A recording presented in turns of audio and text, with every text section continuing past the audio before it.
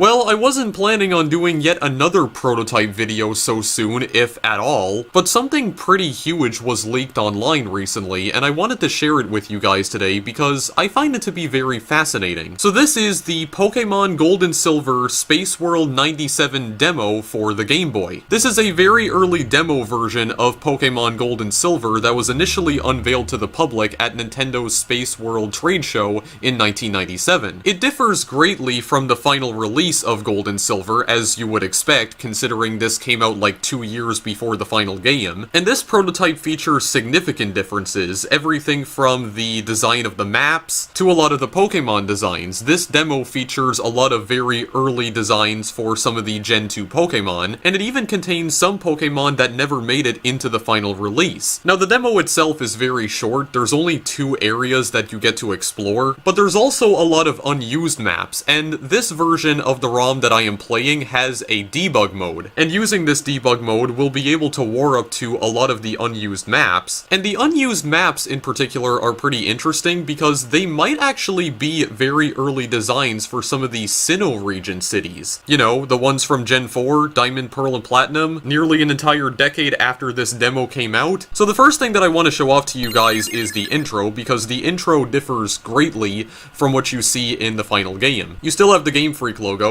so the first thing you may notice right here is that there are some Omanite in the very first scene of the introduction. These of course would later be replaced with Shelder, so there's at least one difference there. Most of this introduction is animated just like it is in the final Gold and Silver, but you do have some different Magikarp designs right there. I believe the design of the Magikarp in this version of the introduction are meant to more closely resemble how they look in the actual game. They're meant to resemble their front sprites a lot more closely. Same thing with Lapras, because Lapras would also undergo a bit of a redesign in the final version of this intro. It bobs up and down in the water a lot more than it does in the final version of the intro. Then you have the scene where Pikachu attacks Jigglypuff, even though he doesn't actually do that in this intro. You'll also notice that the trees and bushes in the background are a lot more detailed. Yeah, Pikachu just kind of pushes Jigglypuff along.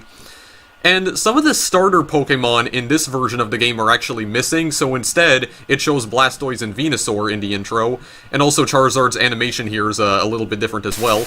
You may have also noticed that there was no music playing during the intro, and that's actually because none of the music from Gold and Silver had been implemented yet. This is kind of similar to the Nick Arcade prototype of Sonic the Hedgehog 2, in which it actually reuses some assets from Pokemon Red and Green, which was the predecessor to Gold and Silver, obviously. You'll even notice on the title screen right here, if you listen closely, it's using the title screen music from Red and Green instead of the Gold and Silver version. And you'll also notice that the title screen itself is wildly different. It has a silhouette of Ho-Oh, just like it does in Pokemon Gold, but the silhouette doesn't animate. It does, however, show an animation of what I presume are fireballs moving across the screen. Much like the final games, the SpaceWorld 97 demo was split into 2 separate prototypes. You had Gold and Silver. However, this is Pokemon Silver I'm playing, and it still shows a silhouette of Ho-Oh on the title screen rather than Lugia. This is also the same version of the title screen that appears on the Gold version of this demo. It's definitely a lot less exciting to look at because nothing is animated. You don't have Ho-Oh soaring through the sky like in Gold, or Lugia swimming underwater like you do in Silver, so it's not as interesting to look at. Now, you may have also noticed that I have the Game Boy border enabled, and there is a reason for that. The SpaceWorld demos also have unique borders. In Pokemon Silver, you have these tiny sprites of these 8 Pokemon that circle around the screen, and if I load Pokemon Gold, it gives us this border right here that shows Pikachu and Gengar, and one half of the border is black while the other one is yellow. And honestly, I really like these designs a lot more than what they used in the final version. If you want to see the final design that they used for the Pokemon Silver border, this is it right here. As you can see, it's just a silver background with some Pokeballs. It's pretty boring. And this is the one they used for Pokemon Gold, which is just a recolor of the silver border. Game Freak should have just kept the old borders, because they were a lot more creative than what they ultimately ended up going with. Not the smartest decision on your guys' part, in my opinion. Now, this title screen does contain a secret. If you wait long enough, it will show the copyright information again, but there's actually a hidden minigame that will play, or that should load, if you wait long enough. And I believe it might actually play right now. Yeah, here it is. So, this version of Gold and Silver has a hidden minigame where if you wait for the game to go back and show the copyright date, instead of loading the title screen, instead it will load this minigame where you play as Pikachu, hopping around and collecting music notes? Not entirely sure what the point of this minigame is, but you just have to try and collect as many music notes as you possibly can. You can jump by pressing the A button, and those are the only controls you have. So it's basically an automatic runner, so you're just trying to get the highest score possible. I don't think you get any sort of award for achieving a certain number of music notes or obtaining a certain number of them, and if you keep on going for a little while, eventually you'll encounter Jigglypuff, and then the minigame just ends, doesn't award you anything special, and you'll also notice that there's now music notes flying around on the screen. The fireballs have been replaced with 8 notes. So that's a nice little secret. It's completely pointless, but, you know, I do like how they try to incorporate those fun little things into the demo. Always appreciate it when game developers do that. So we're gonna get into the actual demo here. I'm gonna try and play the demo like I normally would. I'm gonna mess around with debug mode a little bit later, but right now I would just like to play the demo normally just to show you what it's all about. So it still uses the same music that plays when Professor Oak greets you for the first time in Red and Green. I should also mention that these demos are entirely in Japanese, and I cannot read Japanese, but you don't really need to have a deep knowledge of the Japanese language to understand what every option does in this game. Like, if you've ever played a Pokemon game before, this should be pretty familiar to you. I do believe there is a group of people who are trying to translate all of the text into English right now. I'm not sure if they'll ever release a ROM hack that converts everything into English. I do know that there are some contributors on the cutting room floor that are currently trying to document every feature in this demo, and so far they haven't managed to document everything because this demo has only been out for about 2 days. At the time of this recording, it was leaked by an anonymous user a couple days ago. So this is a relatively fresh find in the world of prototype ROMs, so not much information about it is available at the moment. So you can't actually name your character here, and you can't even name your rival. So this is the room that you start in, and as you can see, it's a lot more spacious than the one you get in the final game. You also have this, I believe this is supposed to be a Pokemon doll. You can, of course, interact with it. It brings up some text that I can't read. If any of you guys are fluent in Japanese, though, please let me know what any of this says, because I'm not going to understand a single bit. If you listen closely in the background, the Viridian City music is playing. Over here, we have something that also doesn't appear in the final game, as far as my knowledge goes, and that is a Nintendo 64. It even tells you that it's a Nintendo 64, although I don't know that for sure, but I mean, there is a 64 in the text right here, so I presume that is what they're referring to. And actually, if you guys want to know how ignorant I am when it comes to Japanese, I can't tell the difference between kanji and katakana. Or at least I don't remember. You have this radio right here, which I don't believe does anything, just brings up some more text. And holy crap, dude, there's actually a lot of text here. Unless all of that dialogue is supposed to be coming from the radio. You can inspect the bookshelves, but they don't do jack crap. You also can't get in the bed. You also cannot access your PC in this game. It just displays more text and, I don't know, I guess the game's just yelling at you or something. Yeah, so none of the PCs in this game work. If you go to the Pokemon centers, which there are Pokemon centers in this game, you can't access any of the PCs, and you can't even heal your Pokemon either. I tried talking to the nurses, and I don't know, it seems like they don't welcome me there. So just like the final game, you can open up the start menu by pressing start, and you do have all of your usual options that you'll see in the start menu of every Pokemon game. You have the Pokedex, which has a very different design than it does in the final game. So we have Pokemon number 158, and I believe this is actually one of the... yeah, this is one of the unused Pokemon, or one of the Pokemon that would go unused. Well, not just unused, it would be scrapped entirely. Ladies and gentlemen, I present to you... this adorable little thing. Yeah, so this was the original water starter for Pokemon Gold and Silver.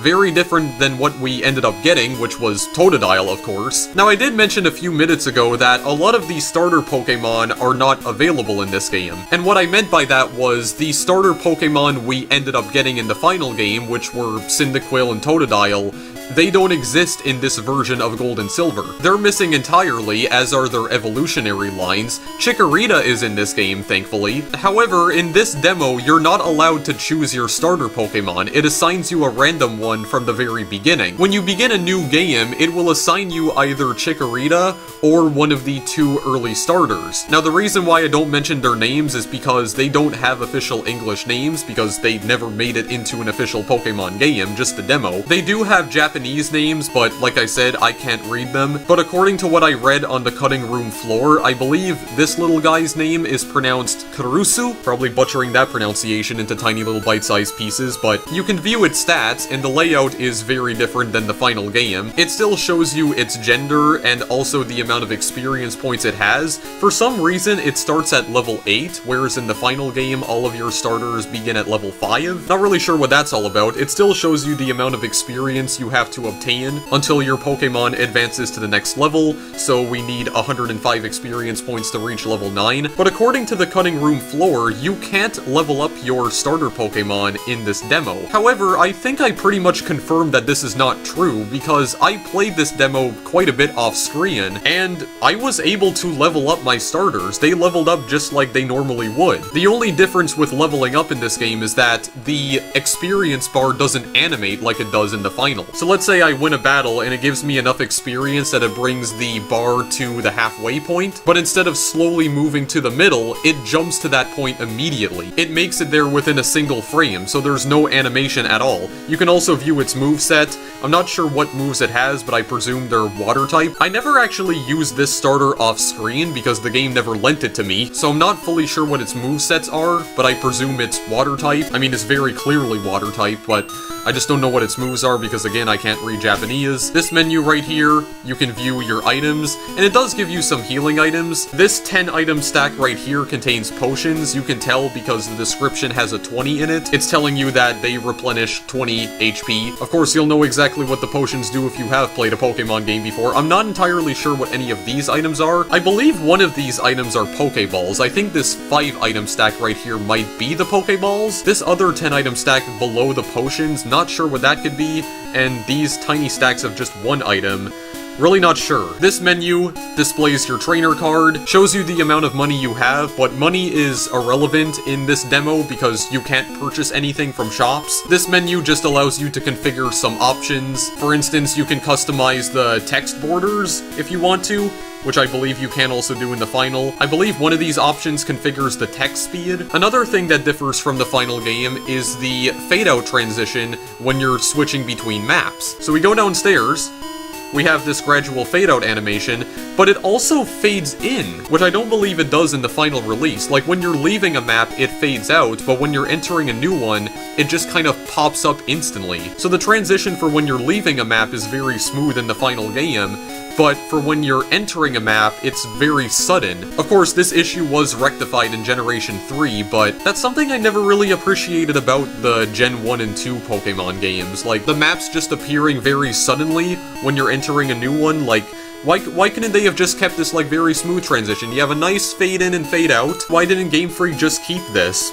Maybe they figured it was a bit too slow? Because, I mean, you have to wait for the screen to fade in before you can start moving. Also, when you go downstairs in the demo, your mom doesn't interrupt you and explain the Pokegear stuff to you. You can still talk to her, however, and again, I don't understand what she's saying here. Clearly, she's asking a question. You can also inspect the TV and the fridge and the stove, but again, I can't understand any of it, so I'm not gonna bother. Now, something that is really weird is when you're trying to walk through entrances and exits. Now, normally in Pokemon games, you have to be directly facing a war-up in order to enter it. But in this game, you can approach war-ups from the side, and you can still enter them anyway. So that's really bizarre, because war-ups do not behave like that in the final game, from what I can remember. You can leave your house by simply walking to the side. You see, you just leave. The game just boots you out.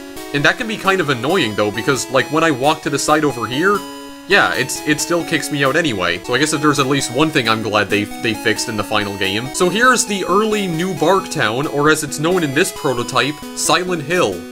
I'm not joking. That's literally what it's called, or according to the cutting room floor, that's what it's called. Like, that's its rough translation from Japanese. I'm fairly certain that's not meant to be a Konami reference, but I could be wrong. You can read signs. I don't know what they say. Please explain to me what they say, because I don't have a damn clue. You have this fence right here that just leads into a wall. I don't even know what the point of that is. You do have this Pokemon Center, and like I said, you can enter them. You can talk to the nurses. I'm not sure what they say right here, but they don't heal your Pokemon. You also have this guy with a Pokemon, and again, he just says something or other. You can talk to the Pokemon himself, and I'm pretty sure he makes his cry, or I presume. And you also have this gentleman over here. He also says some things that I don't quite understand. So if I try to use the PC in the Pokemon Center, yeah, it's basically disabled. They cut the power to it. It's not plugged in. We don't really need it though, because we do have 10 potions after all. What does kind of suck though is that you can still faint in this game, like your Pokemon can still faint, and you can lose battles with wild Pokemon and trainers, but unfortunately, when you lose a battle, you don't get sent back to the Pokemon Center. The game actually resets altogether. So if you want to continue playing, you have to start the game from the very beginning. And speaking of restarting the game, if you're wondering how I managed to get the finalized Pokemon Gold and Silver borders to appear in the demo, that's because they do actually exist in the demo. If you enable debug mode, save, and then restart the game, for some reason, it replaces the old Pokemon Gold and Silver borders with the finalized ones, which is really odd. I'm not sure why it does that, and unfortunately, you cannot get the old borders to load again. Like, if you manage to load the finalized borders, you can't get the old ones back. They're gone permanently. At least I don't think there's a way to get them back. If there is, it hasn't been documented so far, and I haven't been able to find it. This, I believe, is supposed to be your rival's house, and this is one of his family members. You also can't name your rival either, but it is Silver, of course. Your rival is still Silver. Unfortunately, you can't battle Silver in this prototype. He's actually waiting for you outside a gate entrance, but when you talk to him, it just ends the demo and resets the game. So with that being said, how's about we actually get into the game here? Like, try getting into some battles. Got a wild Pokemon encounter right off the bat. Yeah, so you have Rattata. So all of the original 151 Pokemon are in this game. Like, their sprites do in fact exist. Most of them reuse their old designs from the Japanese Pokemon Blue, which came out about a year prior. Some of them do have new designs, however, but even those designs were not used in the final game. Some would later be used in Pokemon Yellow, which came out the following year after the SpaceWorld demo of Gold and Silver, and some of them were not even changed at all and used in the final game, albeit with more shading. Let's try and actually battle here. So I don't have a damn clue what I'm using. Is this Tackle? Okay, it seems like this is a Tackle. I believe this might actually be Tail Whip. I believe this is the move that Rattata's using. I presume it is because the animation looks very similar to me. I think this might be Growl. Yeah, that kind of looks like Growl, because that's also an animation that that seems very familiar to me. I feel like I've seen that one before. In fact, I'm pretty sure I have. This is some sort of water attack. And, okay, well, he's done. He is down. Down and out for the count. I get 40 experience. Yeah, you see, though? But the experience bar doesn't animate anymore. It just kind of cuts straight to where it should be. Okay, seriously? Yeah, unfortunately, there are no repels that you can obtain in this prototype. But they would come in handy when you're trying to navigate through the tall grass in this prototype, because battles happen relatively often, more often than I think they actually should. In fact, there was actually one instance I had off screen where I encountered 2 wild Pokemon in just one patch of tall grass. As soon as I took down one, another one just suddenly emerged out of nowhere. Also, I think Girafarig healed itself here because it was holding a berry. Yeah, this is also an early design for Girafarig. As you can see, it's basically 2 giraffes bound together, or they're conjoined. The black one is like its darker side. I think it's using, like, Stomp on Me or something. Or actually, I think it's using Double Kick. Yeah, so you have an early design of Girafarig. Of course, the finalized design for Girafarig, it used, instead of, like, a dark version of itself, like a dark version of itself conjoined together with its normal side, instead they gave it, like, what I like to call a Chain Chomp tail. Okay, see? This is what I mean! See? I didn't move at all, and I encountered yet another frigging Pokemon. Okay, go away. Go away. You need to get the frig out of Dodge. Yeah, see? Also, I leveled up right there. So I don't understand what the cutting room floor is talking about, because you are able to level up your starter Pokemon in this game. Oh my god, dude. Are you kidding me with this horse shit right now? 4 Pokemon in just I'm not even gonna comment. I'm not even gonna comment. This is what I mean, though. It's ridiculous how often you get into wild encounters. Like, the encounter rate is just completely off the rails in this prototype. Thankfully, it gives me, like 10 potions, and I wish I could get more, but whatever. Whatever. All of this oh my god, yeah, you know what's also annoying? They use berries to heal themselves. What is that crap? I don't know if they intended this prototype to be very difficult, but it is beatable. It's very short. There's only, like, 2 areas you can explore. It's just this route, and also, like, a forest dungeon, which seems to be, like, an early rendition of the, like, the first route, like, Route 1. Well, not Route 1. I don't even remember what the route was called, but whatever, it doesn't matter. Go away, please and thank you. My god, at least I'm leveling up like a boss over here. Yeah, so your starter Pokemon can evolve in this demo, but they have to reach level 32 before they can evolve. These guys are not trainers, they're just normal NPCs. If I had to guess, I presume they're just trying to teach you how to maybe catch Pokemon, or teaching you some of the basics as to how the game works, maybe some of the items. Now, you may think that there's nowhere else to go. This just seems like a dead end. No, you just entered the side of the cave. They didn't bother adding an opening to the cave to let you know that you could actually enter it. No. You just go literally inside the rocks. So you do have trainers that you can battle in this forest dungeon, but what's kind of weird is that when you get within their line of sight, they won't actually challenge you to a battle. In order to battle them, you have to talk to them directly. I don't think this guy is a trainer, or is he? I don't remember. He's explaining some stuff to me. Okay, no, he's not a trainer. So, this guy right here, for instance, he's actually a trainer, but you can just walk right past him. You don't actually have to battle any of the trainers in this forest. You can just walk past absolutely everything if you want. So I guess that part of their programming was not implemented yet? So if I talk to this guy, he should be able to battle me. Yeah, here we go. And you'll also notice that, the dungeon is using the Route 1 music from the original Red and Green. So we have the bug catcher right here. He's gonna send out... Oh, yeah, I forgot. I was playing the Pokemon Gold version of this demo off-screen, because I hadn't tried the Silver version. But of course, Gold and Silver, there's different Pokemon you can encounter in either versions. I don't remember what this Pokemon's name is, though. And the Japanese names are not helping. The kanji's really not helping here. I don't know what to do to you. I don't know what you're weak to. Water? Oh wait, no. You're grass type, aren't you? Or... Oh, well actually no.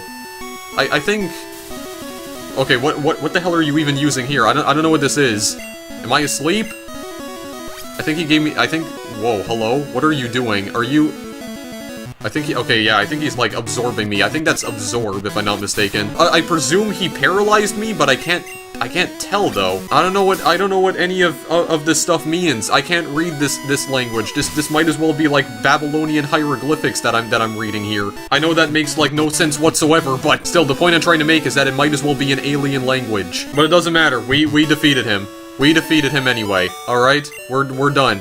And I believe we still get money from defeating them as well. Yeah, I got like 1,071 Poké Dollars. That's an oddly specific number of money to get. An oddly specific amount. Yeah, 4,071. Not really sure why the number is so specific. I don't remember if I have... I presume I'm paralyzed. I don't know if I have paralyzed heals or not. Because I don't know what any of these items are. Like, I know this is a potion. Just heal me. Because I have to. And what is... Oh god, I don't know. Is this a paralyzed heal? Okay, yeah, I guess it is, because it cured me of something, whatever ailment that was bestowed upon me. Now, there's actually 2 different routes you can take here. You can go up this way, which leads to absolutely nowhere, so why is this even here? It's completely pointless. We just walk up these steps, and... Oh my god, yeah, we can travel to all sorts of places. This is basically like a maze. This leads to absolutely nowhere, but there's just more tall grass where we can go and encounter Pokemon. I presume to just level up. Talk to this lady over here. I don't know what she says, but we're gonna battle her. I might as well just battle all the trainers here just to see what kind of Pokemon they have. Oh, this trainer's actually different because I believe we have like a different trainer class if we're playing Pokemon Gold. Yes, indeed. She has Oddish. I know that Pokemon. I recognize that one. I'll be showing you guys some of the early designs for some of the Gen 2 Pokemon later on, and also some of the ones that ended up going on Uizd. There is this- oh god, that did like no damage whatsoever. Oh crap. Oh boy, oh great, yeah, I'm paralyzed again. Screw off into the next dimension. Oh my god. Okay, this is- hang on a second. I'm like- did I miss? Did I seriously miss that? Oh god. Oh lord. Oh lord above. I might be screwed here. I may be potentially screwed- wait, I'm not using- wait, no, I am using the right thing. Oh no. This might not be good. This might not be good. I should have probably just ignored this altogether. Or wait a second. Maybe I could keep using potions until he, like, exhausts all of his moves? Well, I don't even know what move he's using. Oh lord. Oh, I might have screwed up talking to you. I didn't want to do this. Oh god, Jesus take the wheel. Jesus take the wheel because I'm about to drive this car right into a ditch. Oh, I drove it straight into a ditch. I don't know what to do. Because he's just gonna keep, like, absorbing my HP. Oh, this was a bad decision. Oh god. Well, even if I do die, it will give me a different starter, or at least it should. I would like to show off the Fire-type starter, because that one is also completely different. I hope I don't get Chikorita, because, I mean, you guys are all familiar with Chikorita anyway, but the other one is like it's like a fire bear. It's really strange design. And speaking of strange designs, there's this other unused Pokemon I found that's like a voodoo doll, with a pin piercing its torso. It's freaking creepy. I have to show that to you guys at some point, because that just weirded me out when I first saw that. Okay, dude, what do I even do here? Like, I can't run from this because it's a trainer battle. So, what do I even do here? My most powerful move doesn't even work, and it seems like I'm just missing all of my tackles for some reason. Either that or I'm getting, like, paralyzed. Yeah, I don't think I can attack because of paralysis. Okay, well, I'm screwed. I'm absolutely screwed. There we go. Well, that's it. And that was the only Pokemon I had as well, and I just faint.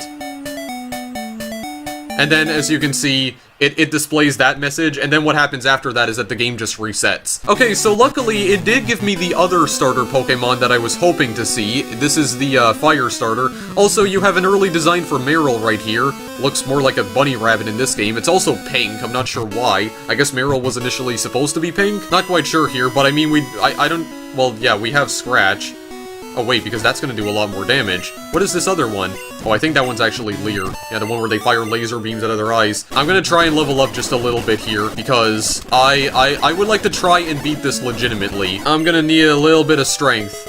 Gonna need a little bit of strength right here. I think we also learned a new move. Okay, well, I think level 10 is good enough. So you know what I'm gonna do? I'm just gonna dash all the way over there. Dash at like Mach 5. Just war up all the way to the end right here. I already fought you, but this might actually be easier because if this guy is grass type, well actually I think he's bug type. Okay, that's Ember. That's definitely Ember. So you're getting burned to a crisp. Nice. Thankfully, all of these trainers only have one Pokemon, so there's only one nuisance you have to deal with, and then they're done. You there. I'm gonna burn you to a crisp. Okay, that's apparently a little bit harder to do with you, because you have, like, insane defense. Okay, there we go. Oddish is down. Yeah, I guess it is a lot easier to play with the Fire starter, because, you know, a lot of grass Pokemon here, a lot of grass and bugs. A lot easier to deal with, especially when you have Ember. But real quickly, let's just look at this guy right here. So, this is supposed to be like a Fire Bear Pokemon. I think his name is, Honuguma, which roughly translates to Fire Bear. He doesn't have an official English name. He does have some evolved forms, which we're probably not going to be able to see, at least not in the actual game, because I'm not grinding until level 32 in order to get him to evolve. Screw that nonsense. We're just gonna make our way up here. We have another trainer. This guy is actually a fire breather. Or at least he is in Pokemon Gold. What is he in the silver version? Okay, he's a fisherman. So, oh crap, that might not actually be good because I have a fire Pokemon.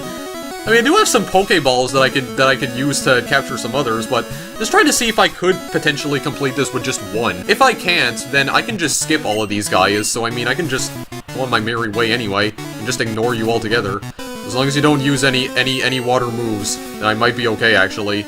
You have some stellar defense right there, but you know what? I'm gonna go for it. I'm gonna go for it. Be on the safe side, I'm gonna use some potions. Or at least one potion. I don't even know what you used, but it did a lot of damage to me. Die.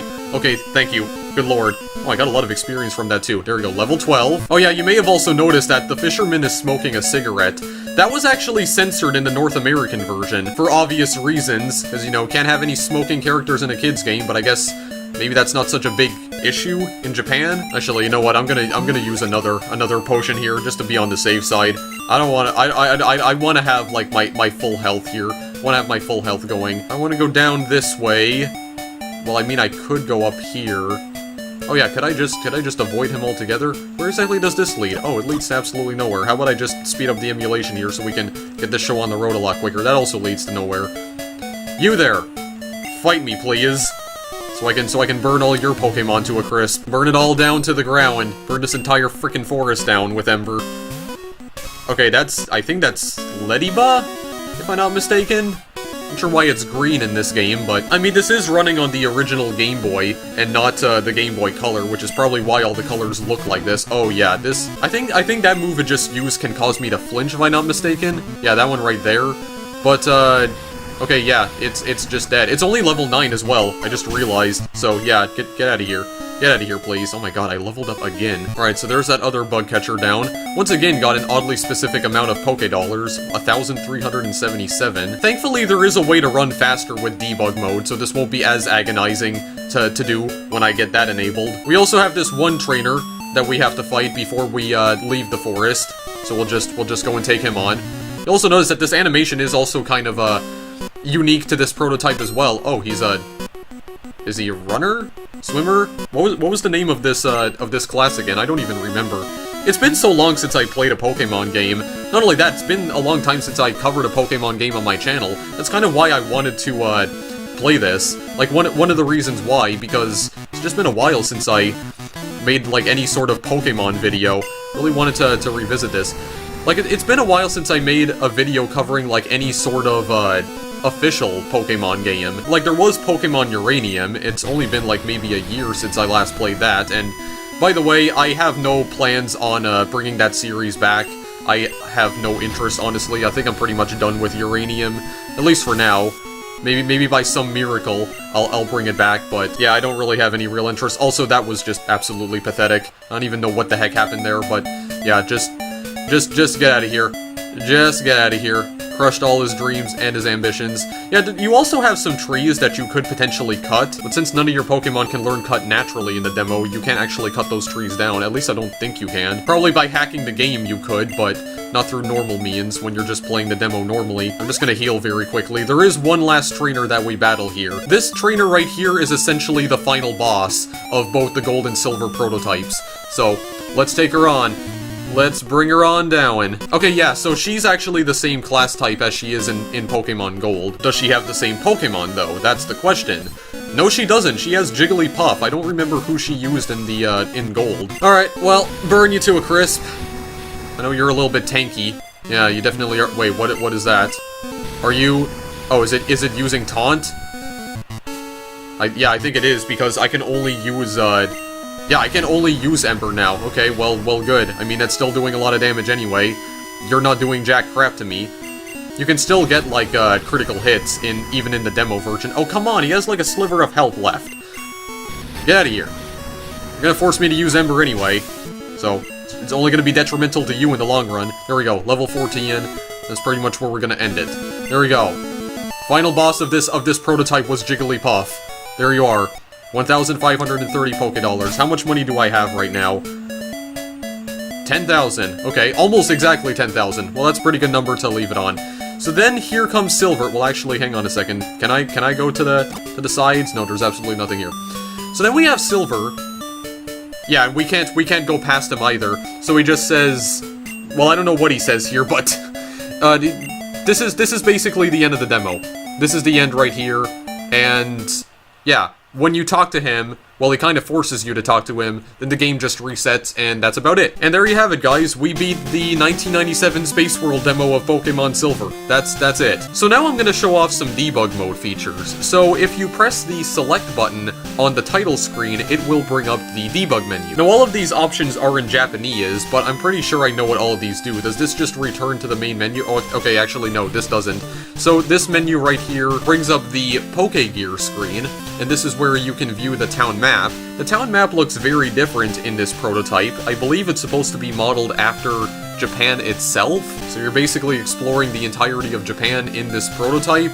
Then there's also the radio. You can tune it to different stations, but I don't believe it does anything. And then you have the phone, but it just shows this message. It's basically an unfinished feature. It's not actually usable in this game. That's pretty much all that is. This menu right here, which is the very topmost one, is called Fight. So this is like a test mode where you can essentially create your own battles. You can select from a list of Pokemon here. There's 6 Pokemon you can choose from. You can't actually see them. You can only identify them from their Pokedex numbers. You can basically create a team here. I believe this number on the right configures what level they are. And then I believe you can begin a battle after you selected all your Pokemon. This is actually the battle test screen from Pokemon Crystal, but it appears to have initially made its debut in the Gold and Silver prototypes, because Crystal came out like 3 years after this. So I don't know what... Wait, what the hell? Where did the 5th entry go? Where did the 6th entry go? I think I broke a thing. Well, I think number 253 is actually a glitch Pokemon, if I'm not mistaken, so this would actually be interesting to use. I've never tried this before, so I'm just seeing this. I just want to test this out. I'm not even sure which Pokemon I'm selecting, because I don't remember any of these identifiers. I think number 1 is Bulbasaur. Let's just begin a battle with, I don't know who. Number 2? Number 2? Wait, am I creating like a wild encounter here? What am I doing? Oh god, I'm breaking shit. Like I normally do in these games. Okay, we have Ivysaur. What am I sending out? Bulbasaur. Okay, that's what I figured. At level 100. Oh god, what the hell? What am I looking at? Do I have like all sorts of glitch items in my inventory? Where's my glitch Pokemon? Where is he? Wait, is he not even here? Can I not select him? Okay, I guess I can't. Wait, who else do I have here? Oh, I have Metapod. Okay. Well, this guy's only level 3, actually, so... Yeah, you can basically create your own, like, custom wild encounters with this, debug feature. Oh, I have Charizard. Okay, yeah. Good old Juggernaut right here. Very nice indeed. I like that. And, Spearow. Here, just annihilate you with a Spearow. Wait. Use this. Okay, yeah, just dead instantly. Get annihilated. And everyone gets experience for that. Because I used all of them. Okay, yeah, so it's like a test option. So wait, 253, set them to, like at least level 5. At least level 5, and see if I can actually use them here. And I'll put them up against, the Bulbasaur. Wait, no, that's the Ivysaur, because it was number 2. Okay, just put level 1 Bulbasaur right here, and let's see what we get. Aw, Bulbasaur looks so cute in this prototype. Look at him. Those adorable little eyes. Okay, here we go. Here's my glitch Pokemans. What's gonna happen here? I'm gonna, like, break time and space by sending these dudes out. Oh yeah, I did break time and space. Oh god, there's no sound. Okay, that's what I figured. The game soft-locked. That's why there was no music playing anymore. Well, I was right. I did in fact break time and space, so gotta reset. Okay, for some reason it just randomly switched to the final Pokemon Silver border, even though I don't think I saved the game at any point. Wait, what? Why? Why did it change? Well, alrighty then. I guess I just completely broke that. Fine. You know what?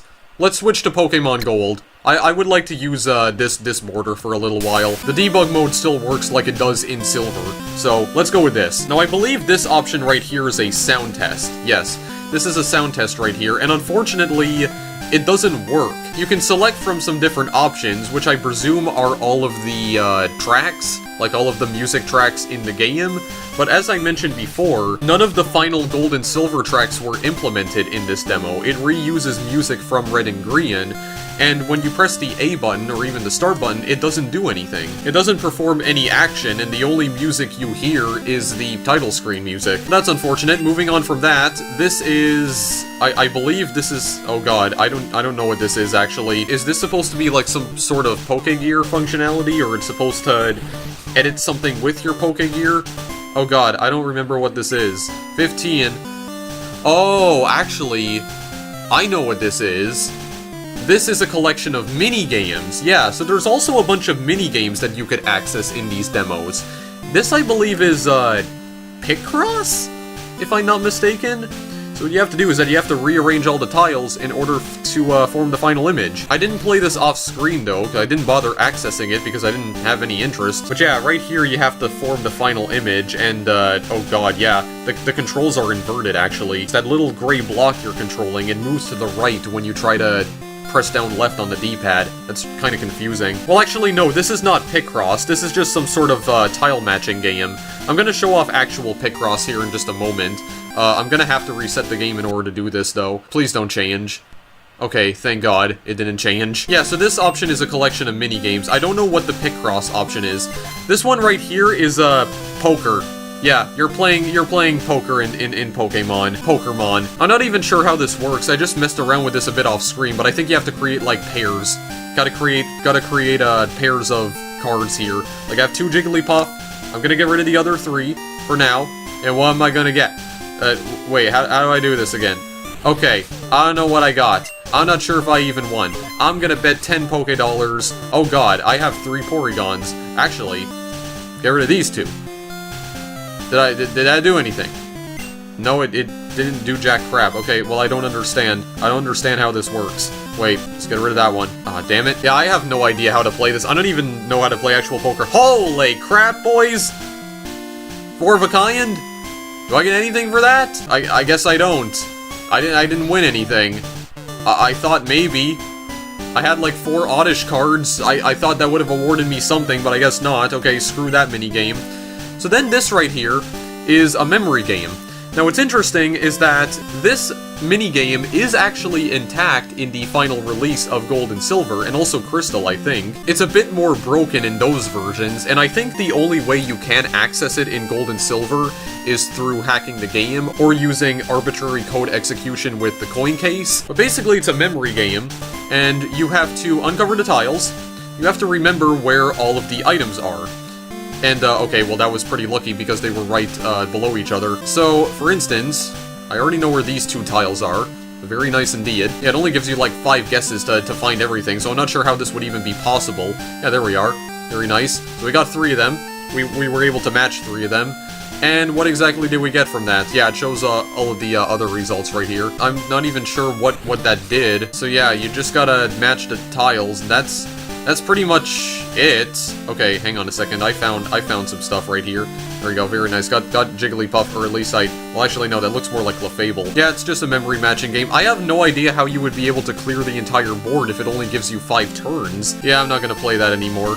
So, what is this one? Okay, this one I think is Picross. Yeah, so you have to remove... Oh god, actually, I don't remember how to play Picross. Is this like Sudoku?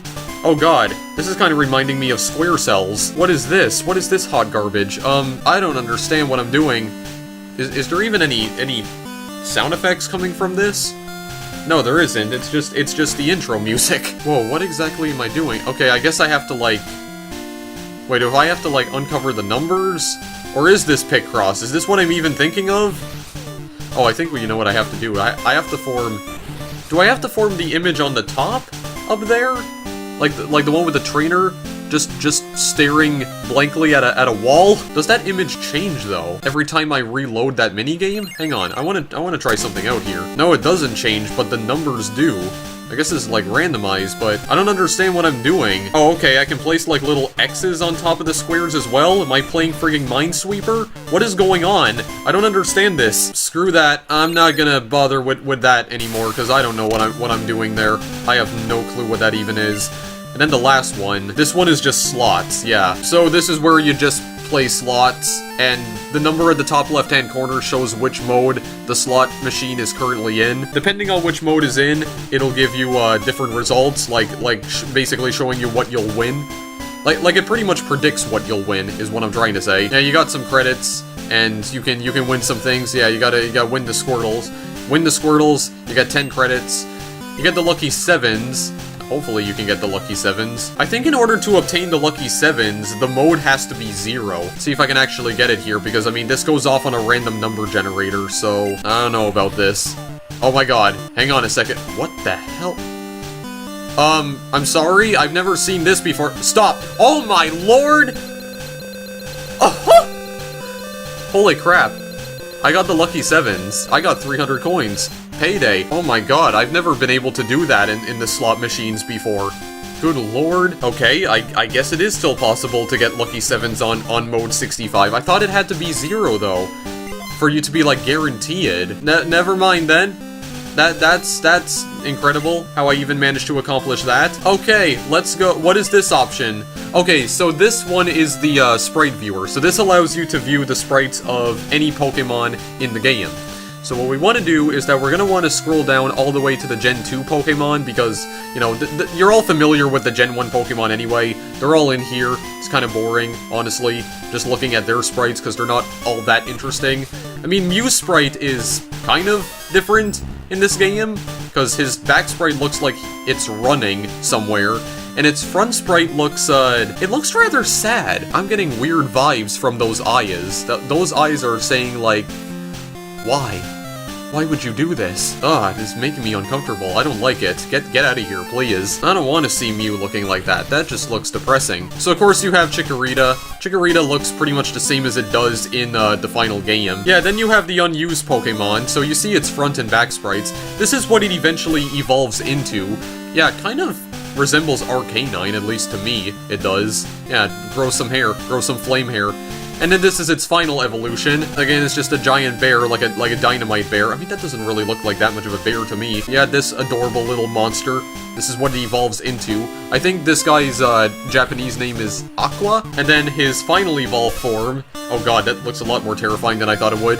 I believe his Japanese name is Aquaria, which of course in English would translate to Aquarius. Got an early design for Hoot Hoot right here. In fact, look at what Noctowl looks like.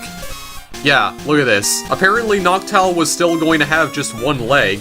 I actually never realized that. When Hoot Hoot evolves into Noctowl, it actually grows another limb. How am I only realizing that now? Holy crap. I guess initially it wasn't supposed to. This is 1997 Noctowl. We appear to have an early version of Tangela right here, like a baby version of Tangela, which is really odd. I don't think that appears in any other game. And then we have this monstrosity here, which to me kind of looks like the Mooks from Earthbound, but I believe it's actually supposed to be Tangrowth, which only made its debut in Generation 4. So this could have potentially been an early design for Tangrowth, or it might have led to the inspiration for its final design in Gen 4, but just thought that was kind of interesting. I don't know what this Pokemon is right here, but it's believed that it could be an early version of Mantine. This is an early version of what Quillfish eventually evolves into. I don't remember its actual name. Kind of looks a little bit more derpy in this version of the game. Don't know why it has a lightning bolt on his forehead. You have an early design for Pichu. Yeah, it doesn't look too much like a mouse here. Not too iconic. We have I believe this is Cleffa. Looks more like a star. Early design for Igglybuff. Early design for Quagsire with a slightly more elongated tail, and he also looks a little bit chubbier. I'm not entirely sure what this one is supposed to be.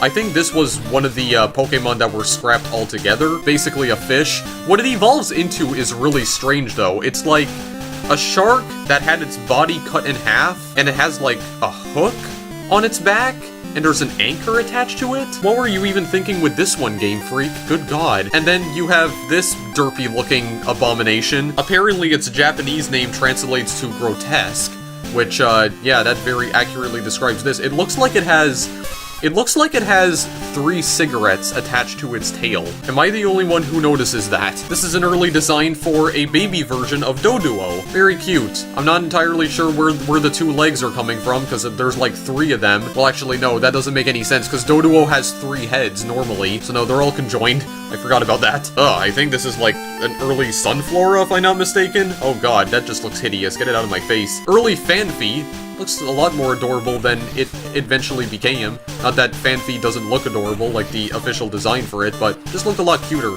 in this prototype. I have no idea what this one is supposed to be. Like 2 conjoined ghosts? Yeah, I never seen this one before. Not entirely sure what this could have become. There's Girafarig. Yeah, with that dark side with its shit-eating grin. At least they retained that when they decided to give it its chain chomp tail. Here's Smeargle. Early design for a baby version of Meowth.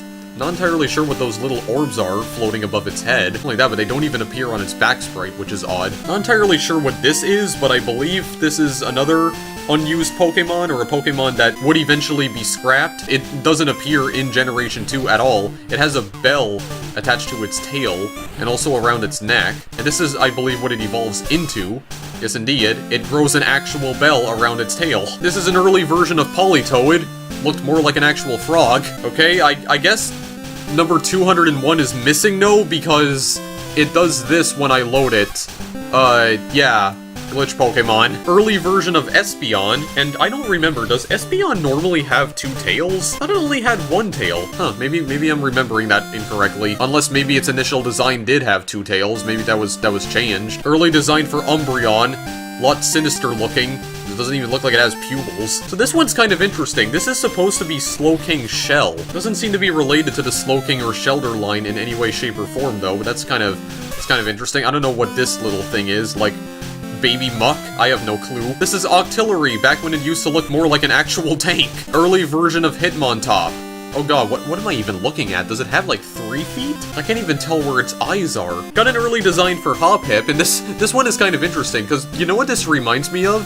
This reminds me of the Tabby Slimes from Slime Rancher. You know how they have that like cute little curly mouth right there? Like that cute little cat mouth, and they have no limbs, or at least they have no legs. Have that like little tail. Of course, the Tabby Slimes in Slime Rancher lack these like leaf antennas, but yeah, definitely reminds me of that, and almost the exact same color, even though the Tabby Slimes are gray. This was an early design for Jumpluff, I believe?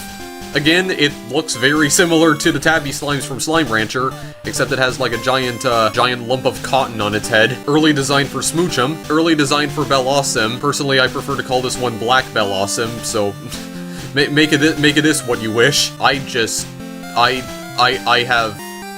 have no words. I possess 0 words for this one. So I think this is also another Pokemon that ended up getting scrapped. So this is like, I don't know, like an electric tiger? Yeah, this cute little guy right here is like a baby version. Then you have his evolved form. Yeah, so I'm not sure if this might have inspired any future Pokemon designs. Really not sure, but he never made it into the final game.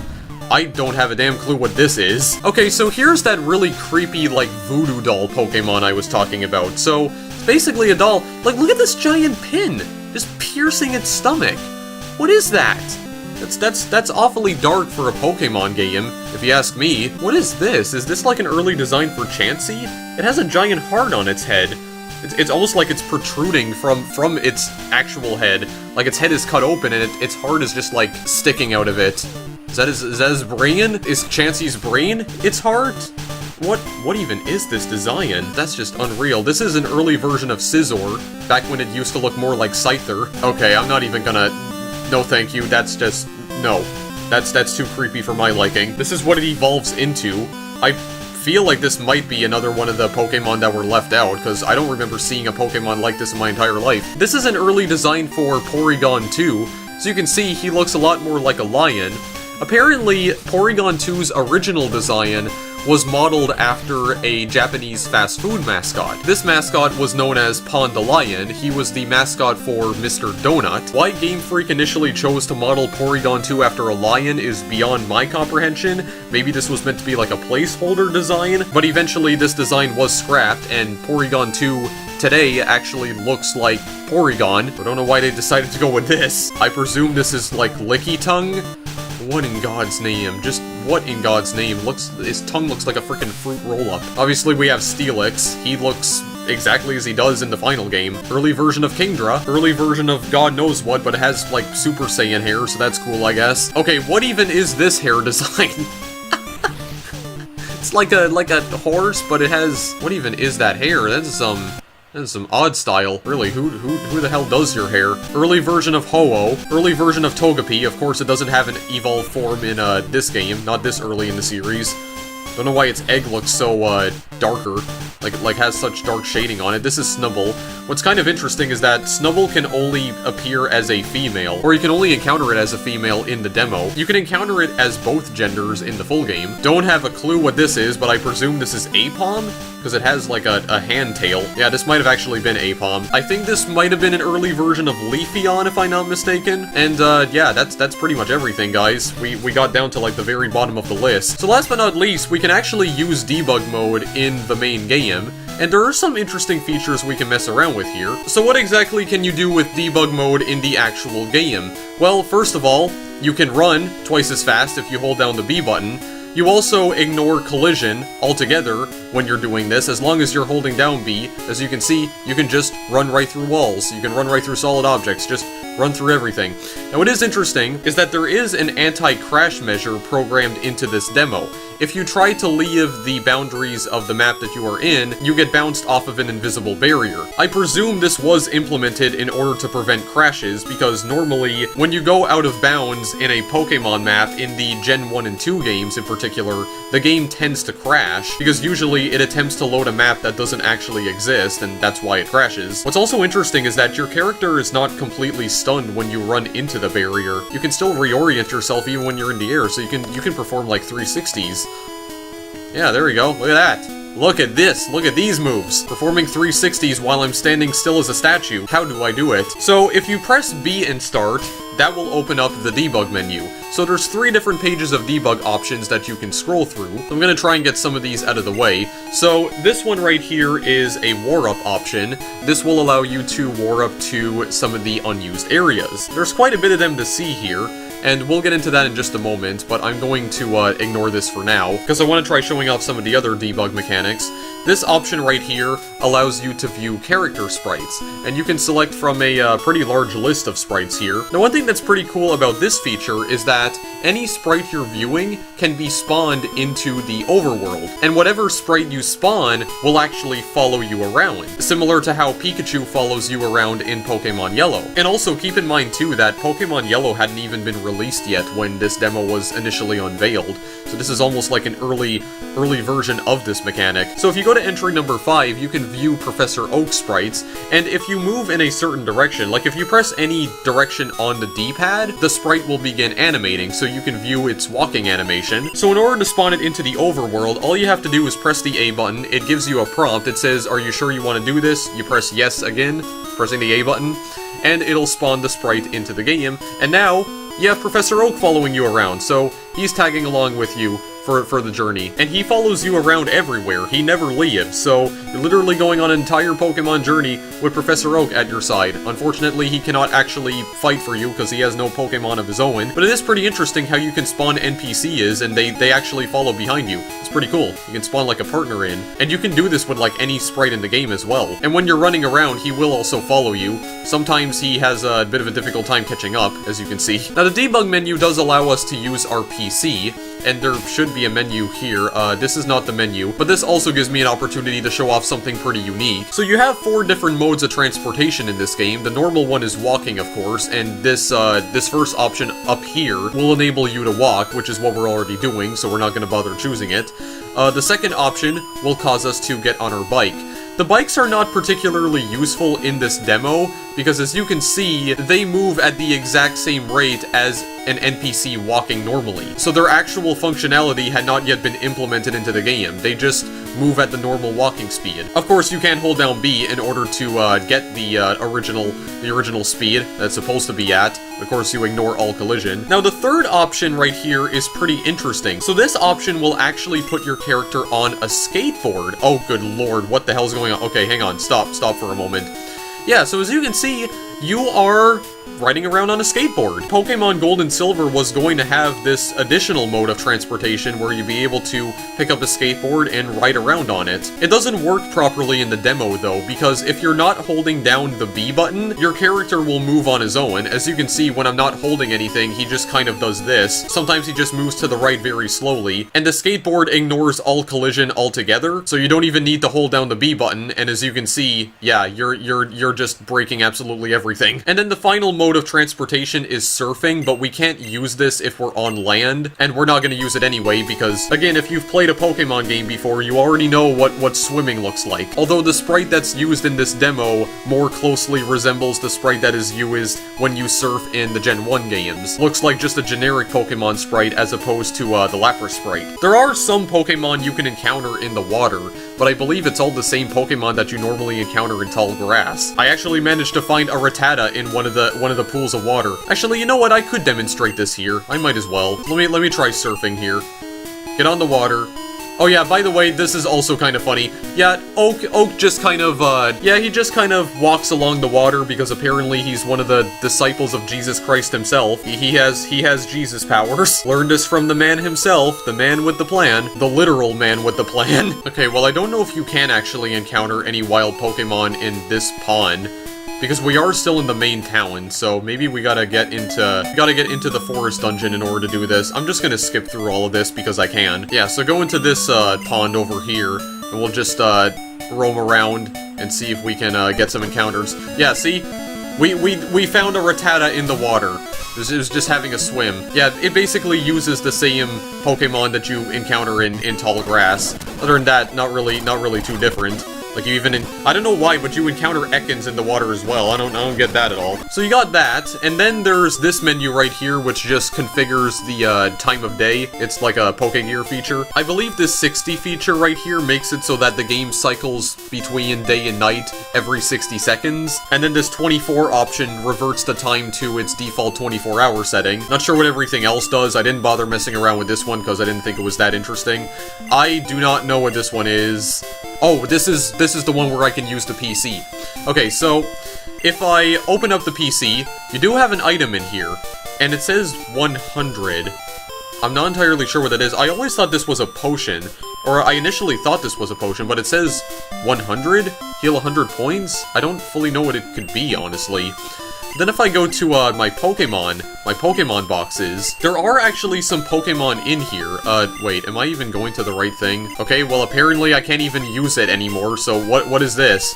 Oh yeah, this is where I, deposit Pokemon. Yeah, this is my Pokemon box. So when you open up your Pokemon box, it'll usually be filled with 3 random Pokemon, all of which are level 5. They are completely random. I don't know what this one is. This kind of looks like Ponyta, if I had to guess. This one is that other, like, bug Pokemon I saw earlier. I don't remember what its name is.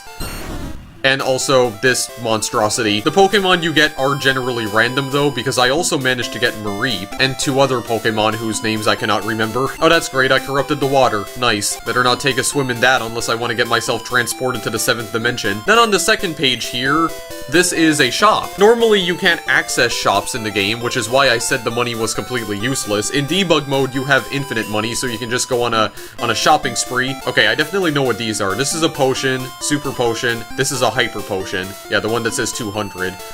As for the other ones, I don't have a clue. As far as I know, the items never change. You can also sell items too. This option right here that I'm selecting, this will heal your Pokemon instantly. So if your Pokemon is on the verge of fainting and you don't want to waste any of your items, you can use that option. Speaking of items, starting the game up in debug mode gives you a metric crap ton of items. Like, look at all the stuff here. Look at all the stuff in your inventory. You have like multiple stacks of 99 items, and I'm not even sure what most of these are. Look at all this crap. Got all sorts of items in here. It's absolutely splendid. Don't really care too much about that though. This just brings up the Pokegear menu. I already showed that off. What is this menu here? Oh wait, no, these were more mini games. Once again, I think you can just access poker slots in the memory game from this menu, so nothing too special there, honestly. This menu, I don't fully remember what it does. Okay, yeah, this one is this one allows you to view the map in its entirety. It's a map viewer. The numbers on the bottom represent the coordinates, your current coordinates. The value on the left is the current horizontal coordinate, and value on the right is the current vertical coordinate. So it just allows you to look at the map in its entirety,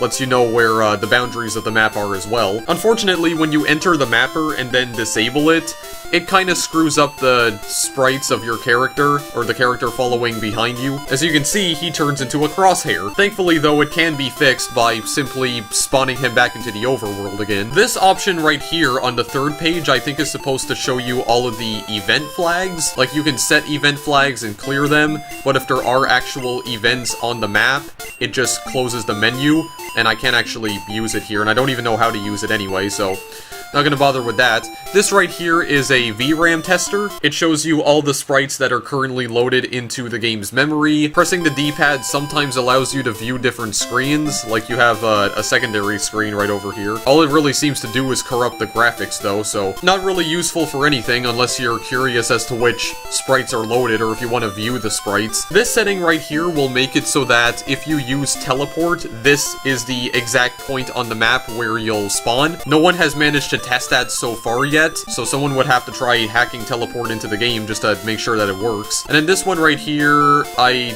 don't fully know what this does, actually. Yeah, I don't quite remember what this does, and then this just allows you to view the town map. You can move the bird sprite around on the map, but you can't actually select anything. If you press the A button, it just takes you back to the main menu. Actually, I think this option right here is supposed to trigger an event where you follow an NPC around for a short amount of time, but it doesn't always work. It only seems like it works in certain situations. Alright, let's try warping to some different areas now. So, I'm not sure what this message says, but you're just going to warp to an unused area, so here we go. Let's go. Just rise up into the heavens. So the first setting on the war-up menu will just take you back to Silent Hill. It's useful if you want to get back to your hometown. That's not what we're interested in. We're interested in some of the other options that you can select here. I think I just broke the game. Okay, well, I guess I'm gonna have to reset the game again because something got borked. Oh, that's great. Now the old border's gone. Fantastic. Okay, I'm gonna save a state here because using debug mode tends to crash the game a lot. Okay, I want to try going to Old City. Please and thank you. Alright, here we are. We're gonna go. We are gonna go here. I don't need to bring Professor Oak with me. He can just stay at home. He doesn't need to come along with me. Now, navigating some of these inaccessible maps is a bit of a challenge, not because it's very difficult to walk around them. As a matter of fact, a lot of these maps, yeah, their collision is completely broken. You can just walk through fences. But if you walk around these unused maps for an extended period of time, eventually the game will freak out and you'll actually get stuck. Well, one of two things will happen. Your character will start glitching out and you'll get stuck and you'll be unable to escape, or the game will just crash altogether. Now, some of these unused maps do have NPCs, but you can't talk to them. If you press the A button, they will turn around to face you, but they don't say anything. You can go inside some of these buildings, however, and, well, there's some things to see. No, not a whole lot, though. Yeah, can't even interact with any of the environmental objects. Everything's all very, very cyan as well here. You know what I think it is? I believe if you have an NPC character following you, what'll happen is that he'll get stuck at the Pokemon Center entrance, and I think if you stray too far away from them, then the game will crash. But if you don't have them here, then they won't do anything. Also, is this an item? Yeah, apparently this is a Pokeball. Like some sort of item, but I can't pick it up. Okay, that's bizarre. Yeah, because I wasn't able to view a lot of these locations beforehand, so I'd like to explore a little bit. What is this? This kind of looks like... Okay, this is some sort of... almost looks like some sort of museum. This is a tower. I'm not entirely sure, but I mean, I can go up it. I can't talk to any of these people, though. I'm not sure what this is, but this doesn't appear in, like, any other part of the game, so I'm a little bit confused by this, but we do have, like, statues of Pokemon everywhere. I don't know if this leads maybe into the Ilex Forest. Yeah, I'm really not sure what this is. Where exactly does this lead? It leads to a gate, and actually, most of the gates don't even have any people, like, guarding them. You can kind of just go on your merry way. Nobody's here to stop you. Oh, and this actually leads into a different town. I believe this leads into, the West Town, if I'm not mistaken. So I do believe all of these locations are actually connected. Yeah, it leads straight into West Town. We have the... what even is this? Jopham? Okay, this appears to be, the radio tower. Was this supposed to be, like, an early version of Goldenrod? Because there's a radio tower here. So maybe this was like an early rendition of Goldenrod, possibly. I'm not going to be able to talk to anyone here. I can go upstairs. Oh crap, hello. Got some Team Rocket guards in here. Kinda seems like this was meant to be like an early version of Goldenrod. Okay, it had to have been because there's a studio over there. Yeah, like we're at the very top and there's like Giovanni. Or at least someone who looks like Giovanni. This was definitely an early Goldenrod, like Goldenrod Tower or something. Okay, so that's very interesting. Interesting indeed, but I can't even talk to any of you idiots, so I'm just gonna leave then, I guess. Well, I can go behind this guy. I can enter, okay, this is like a cafe. There's another item I can pick up, yeah. It's like Team Rocket is, it's like invading the entire town here, yeah. This might have been an early version of Goldenrod. It's a lot smaller. Are you guys getting sick and tired of this Viridian City music yet? Well, get used to it, because this is like the only music that plays in the entire game. We can go to High Tech City, and hopefully this doesn't break the game. Okay, no it doesn't. Well, you got some clones of yourself right over here that you cannot even talk to. I guess there weren't that many sprites implemented so far, because it's just reusing character sprites, like sprites of the main protagonist. There is a shop that you can enter. But again, you can't talk to any of the NPCs, and also, the shopkeeper is stuck inside a wall, so that's a thing, and also this counter is not even connected to anything, it like terminates abruptly. This guy is also walking through all of these vending machines. Got a sailor over here, he says absolutely nothing. Okay, so this is actually kind of interesting. So this sprite right here is supposed to be an imposter version of Professor Oak.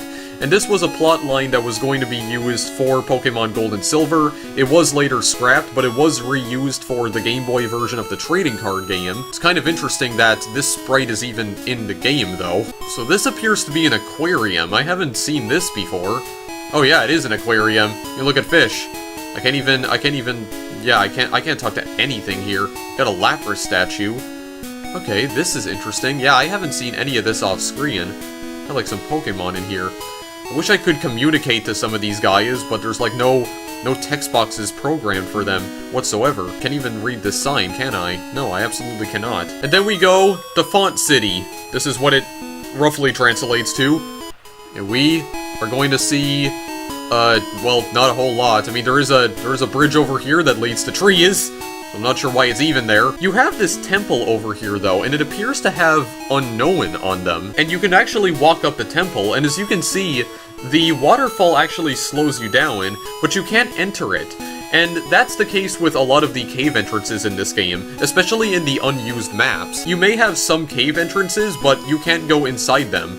The only entrances that usually work are the shops and the Pokemon centers, and all the houses, of course. And the shops are not particularly interesting because most of them look exactly the same.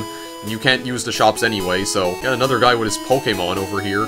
Yeah, most of the houses are not really that interesting either. They're mostly just the exact same, although this guy has a Nintendo 64. And what about the other guy? What about the guy in this house? Oh, actually, this is different. This is like a Team Rocket hideout. Okay, I'm sorry to disturb you.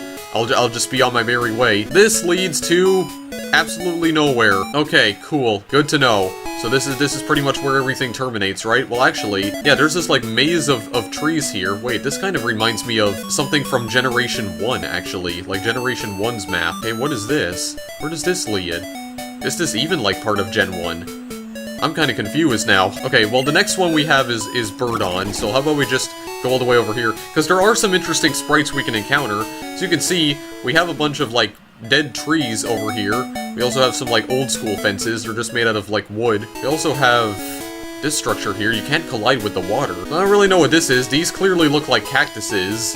So this kind of looks like some sort of desert town, if I had to guess. This one has some very unique sprites, because I'm not sure if any of these sprites even appear in the final game. There is the League over here, but all this does is take you to, like, a school, like a Pokemon school. And if you go on top...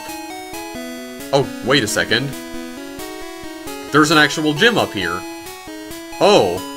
Well, I didn't try this before. Yeah, because it would always crash before I got here. Yeah, so there is an actual...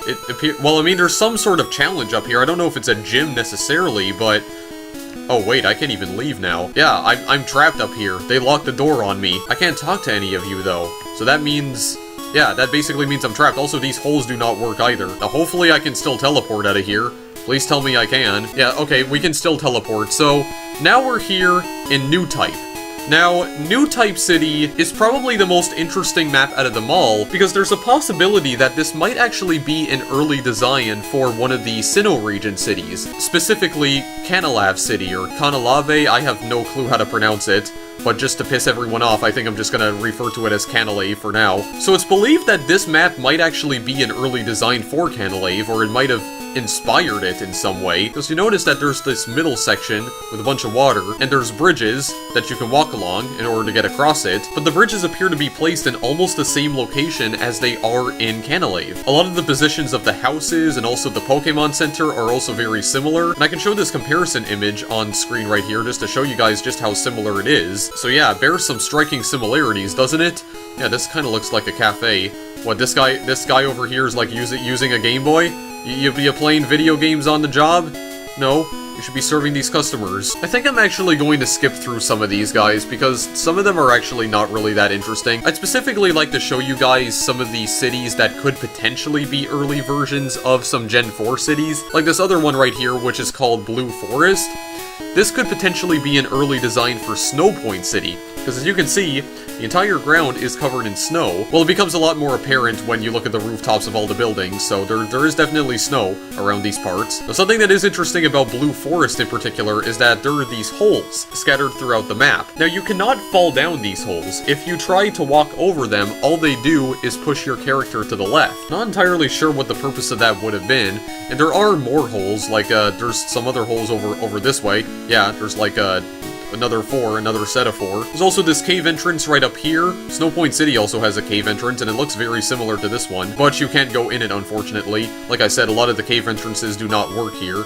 You also have this building with this lady that you cannot talk to. Something up here that looks kind of like a bell. You can't interact with it at all. There's also another league up this way. Yeah, everything's all purple here for some reason. Actually, is this a different room? Okay, yeah, it is. Wait, what is this? Is this supposed to be like a ghost gym? But why is there like a school on the bottom? That's what I don't understand.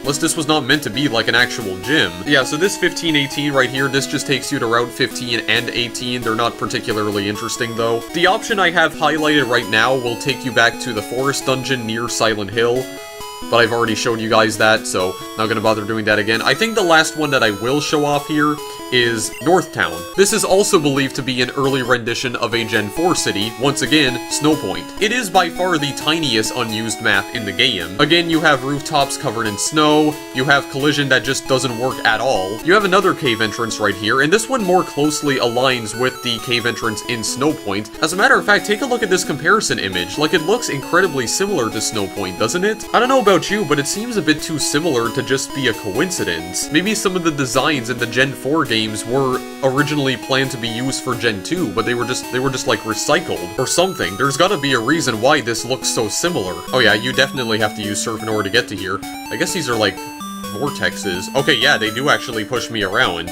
So they still retain their functionality. But wait a second, how exactly would I get to Snow Point City then? Because if this one just moves me away, yeah, the vortexes are essentially blocking off the path to it though. So how would I even get to it? Oh, I'd probably have to use this path over here, like the rightmost path. Oh, I wouldn't, because there is no way to access it. And where am I even coming from anyway? Oh, I'm coming from Blue Forest. Okay, I could have figured. Yeah, because if they were both covered in snow, then they had to be relatively close by. Okay, yeah, so that's interesting, but it seems like the path to it is completely blocked off. Oh, it is anyway, because there's rocks all over the place. Unless maybe you had to use Dive. Well, actually, that wasn't even a move yet in Pokemon, was it? I don't remember, but you know what, guys? I think this is actually where I'm going to leave this video, because there's not really anything else I want to show off regarding the SpaceWorld demo of Gold and Silver. But that's all I really wanted to cover. Some early designs for Pokemon that never even made it into the game, some that would. Very early designs for practically every town in the game, including Goldenrod, I believe. And even some possible early designs of some Generation 4 cities. Of course, that hasn't been confirmed, that's just pure speculation as to whether or not they are actually early versions of some of the Sinnoh cities, but it seems very likely, and they can't just be a coincidence given the similarities, especially with North City right here, or Northtown. You cannot come and tell me that they were not thinking of this design when they were making Snow Point Town. Like, there has to be some sort of correlation. So yeah, some early designs of pretty much everything in the game, even the title screen, and some hidden mini-games as well, and some neat little debug features to boot. And I guess I could show you guys what happens when I try to spawn a partner by my side, but the game's gonna freak out when I do this, so just get ready for it. Get ready for it. Well, actually, is it going to? Maybe I have to, like, reload the map, actually. Because I think what happens is that if I war up, then it's gonna freak out. Okay, yeah, so I reloaded the map. As you can see, Professor Oak is not moving anywhere. Now, if I walk around, if I just roam around for a little while, this thing is gonna just start going insane here. And there it is. Yep, so my character sprite becomes just a mishmash of garbage. And if I do anything now, it's going to break the entire game. I think... Yep, there we go. There's the unknown opcode. If I press either A or B, that's what'll end up appearing. Oh, there we go. I just completely, I completely broke, like, part of the screen as well. Holy crap. I just completely erased part of it. Alright, well, my adventure's over. Back, safe and sound, in my bed. Had quite a journey today. I just teleported all over the place to all sorts of foreign lands I didn't even know existed. I might have even ventured into the Sinnoh region without realizing it, but anyway, this is pretty cool, and I always like it when this kind of stuff gets leaked online or gets unearthed. You get to see what a game looked like at a much earlier point in its development. You can really see just how much Gold and Silver changed from the way it looked in 1997 to what it did at its eventual launch, like its official launch in Japan in 1999. Definitely changed a lot in the past 2 years, and it's really interesting to see what the game looked like at a much earlier time, because I mean, not that many people got the chance to play this demo when Nintendo made it publicly available at SpaceWorld, because SpaceWorld was only held in Japan. If you wanted to actually play some of these demos, you needed to travel all the way to Japan. So there's probably only a select few people on this entire planet that have actually seen the Gold and Silver demo in person and may have even played it themselves. I'd really like to know what those people thought of the game in particular, if it's even still possible to get a hold of them. I'm not even sure who these people are. Who knows, maybe they'll even just come forward out of the blue now that this thing is out online and is generating quite a buzz within the Pokemon community at least. Maybe they can finally share their stories the time they went to SpaceWorld and played this. It would be interesting to get their initial impressions of the game, but anyway. The ROM is available for download. You can find it on the cutting room floor, so I will just link you guys to that instead. I won't give direct links to the ROMs because I'm not comfortable doing that. Definitely go and try these games out because this is some fascinating stuff. Like, the last time this was playable in public was almost 21 years ago, and now it's finally resurfaced. Definitely give this a whirl if you're a Pokemon fan or if you're into, like, these sorts of prototype games. I gotta say, it's been a pretty eventful week for Pokemon. We have, like, 3 new Pokemon games announced, including a new Core Series entry, and we also had this leaked online, something that hadn't been playable for, like, the past 21 years. It's been a very exciting week for Pokemon indeed, but anyway, links in the description if you guys want to go try out these ROMs for yourself. Of course, you're going to need an emulator, just go find them yourselves. I don't condone online piracy, but it's a demo. Is it really that possible to pirate a demo? I mean, most game developers give demos away for free anyway, and it's not like Nintendo or Game Freak ever sold this officially, because it's in a very unfinished state. So whatever, give it a try, mess around with some things, and just go absolutely buck wild with it. Anyway, I'm done for now, guys. Thanks for watching as always. I'll see you in the next video I make. Later!